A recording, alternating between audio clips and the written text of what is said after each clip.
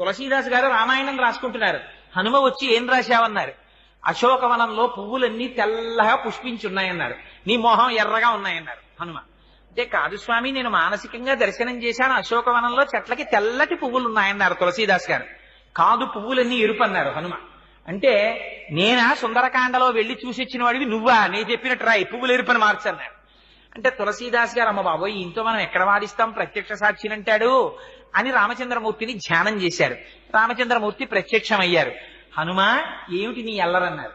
స్వామి అశోకవనంలో పువ్వులు తెల్లగా ఉన్నాయని రామాయణం రాస్తున్నాడు తులసీదాసు, నేను చూసినప్పుడు ఎర్రగా ఉన్నాయి పువ్వులన్నీ అన్నారు.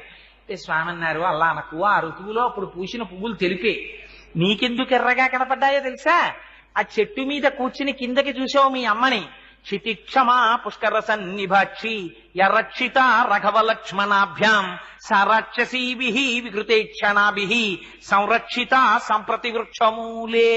మా అయ్య రామచంద్రమూర్తి భార్య రాక్షసల కాంతల చేత పరివేష్టింపబడి ఒక చెట్టు కింద ఒక్క పట్టుబట్ట కట్టుకుని ఇలా ఉండిపోవడమా 10 నెలల నుంచి, అది కోపంతో చూశావు, నీ కన్నులు ఎరిపెక్కి తెల్లటి పూలు ఎర్రగా నీకు కనపడ్డాయి హనుమ, పువ్వులు తెలిపేలా రాయని అన్నారు.